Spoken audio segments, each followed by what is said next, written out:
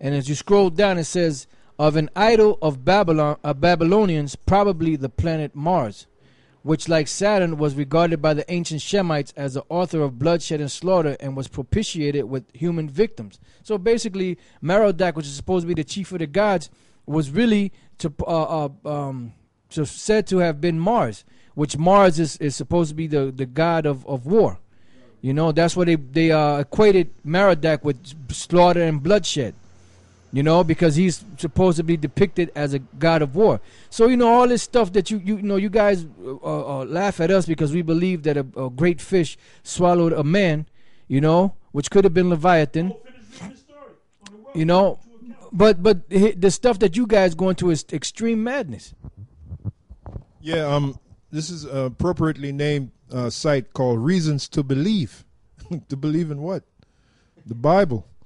It says A Modern Jonah, all right, by Edward B. Davis. Now, this is dated December 1st, 1991. A sailor swallowed by a whale proclaimed the tract that fell out of the Winnoa Echoes, an old volume on my shelf. The tract recounted the following remarkable story. The whaling ship Star of the East was in the vicinity of the Falkland Islands searching for whales, which was very scarce. One morning, the lookout sighted a whale about 3 miles away on the starboard quarter. 2 boats were manned. In a short time, one of the boats was near enough to enable the harpooner to send a spear into the whale, which proved to be an exceedingly large one. The whale bare about with its tail in the maddest fashion. The boats attempted to get beyond the reach of the animal, which was apparently in its death agonies, and one of them succeeded, but the other was less fortunate. The whale struck it with his nose and upset it. The men were thrown into the water, and before the crew of another boat could pick them up, one man drowned, and James Bartley had disappeared. When the whale became quiet from exhaustion, the waters were searched for Bartley, but he could not be found. And under the impression that he had been struck by the whale's tail and sunk to the bottom, the survivors rowed back to the ship. The whale was dead, and in a few hours the great body was lying by the ship's side, and the men were busy with axes and spades cutting through the flesh to secure the fat. They worked all day and part of the night. They resumed operations the next forenoon and was soon down to the stomach. The workmen were startled while laboring to clear it to discover something doubled up in that gave spasmodic signs that gave spasmodic signs of life. The vast pouch was cut open, and inside was found the missing sailor, doubled up and unconscious. He was laid out on the deck and treated to a bath of seawater, which soon revived him. That was James Bartley. He was inside of the whale. He was swallowed by the whale. And there's another story. Yep. Put up on the thing. You read parts of that too. Yep. Is the story of Jonah a whale of a tale, or is it scientifically plausible? Can a man survive in the belly of a whale? For many years, people have scoffed at the biblical story of Jonah. Yeah, like Polite. He scoffed at it. Skeptics have likened it to a fable, saying it is impossible. This page will examine the scientific plausibility of the book of Jonah. One of the arguments often used is that the belly of a whale is too small to hold a man. And that's the same thing that Polite said. He said that that a whale can swallow nothing no bigger than an orange. The same place his wife got the buffalo. They shop at the same store, you know. It says the belly of a whale is too small to hold a man. Therefore, the Bible cannot be trusted. I have researched this claim and found it to be false. Not only is a whale's belly large enough to hold a man inside. By the way, this is the white man speaking, which is your God. Yeah. Because all the stuff that you got it from the white man. Got it from the white man. I will add dimensions and possible ways of survival soon. but many accounts similar to the biblical account of Jonah have been recorded in recent years. Though these documented cases shed some light on the story's credibility, the Bible account is a miraculous one. And we must remember to trust the Bible first and foremost, even if no other evidence supporting it exists. Was Jonah swallowed by a whale or by a fish? Some people claim that there is a contradiction in the Bible because the Old Testament calls the creature that swallowed Jonah a great fish, while the New Testament calls it a whale. This is not a contradiction. Matthew 12:40 says that the creature is a whale, but the original Greek from which it was translated calls it a sea monster. The alleged contradiction is nothing more than a different word chosen for the English translation. That's all it is. So which is it, a whale or a fish? Nothing in the biblical account demands that the creature be a whale.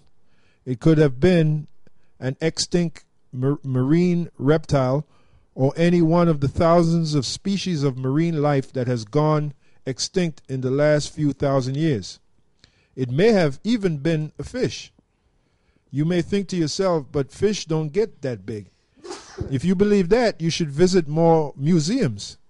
I recall staring in amazement at the Ann Arbor Museum of Natural History as I stood next to a fossil skull of a fish named the Duncleoteus.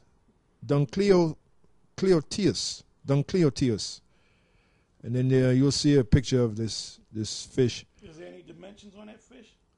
It says the Duncleoteus, this skull was about 3.5 feet tall. Its body length would be incredible. This huge fish would be a fright to anyone who saw it. Its mouth hung open. It was more than big enough to swallow me.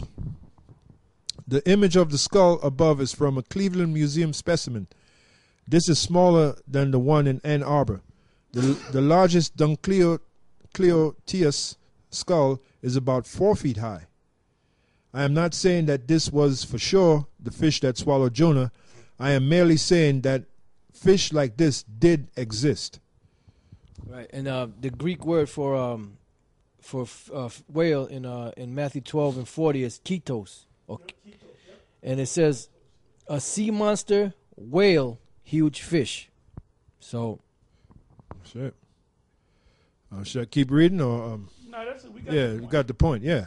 So and the reason why get that polite. Yeah. Are you beginning to become a believer now? Have the days of darkness finally made you? And the reason why I mentioned Jonah is because, like I was saying, the moral of the story is if the Lord really wants you, He's going to get you. And Jonah was the case. So. Go ahead, somebody speak. Yep. So that's it. So the basis of the Bible, there's certain things that prove certain records and relics and stuff that they've dug up that prove that the scriptures are true. But the main basis of the scriptures is based off of faith. It's not based off of anything tangible, because if it was based off of something tangible, why did the Lord reprimand Thomas? He said, Thomas, because you've seen me and you've touched, my wounds, you believe. Blessed is he that have not seen and yet believeth. Because the Bible is based off of faith. That's why Paul went into a whole chapter, Hebrews 11, based off of faith, and he went into different examples of all our forefathers and prophets and different great men who were praised for having their faith. Yeah, I got something for you. This is the account between Yahushua and Nicodemus. Now, Nicodemus was supposed to be a master in Israel. This is what Yahushua said to him. John 3:10. Yahushua answered and said unto him, Art thou a master of Israel, and knowest not these things? Verily, verily, I say unto you, we speak that we do know, and testify that we have seen, and ye receive not our witness. If I have told you of earthly things, and you believe not, how shall you believe if I tell you of heavenly things? And this truth is primarily the things that concern this truth is primarily heavenly. And it takes you have to have faith to believe it, man. Reading on, it says, And no man have ascended up to heaven, but he that came down from heaven, even the Son of Man, which is in heaven. And as Moses lifted up the serpent in the wilderness, even so must the Son of Man be lifted up. So that's the bottom line, you know. You have to have faith to believe in certain things that you'll have teach. And if you don't have that faith, then you know, the Lord ain't dealing with you. You know? Yeah, can I read this here? Second Corinthians 3:15. But even unto this day, when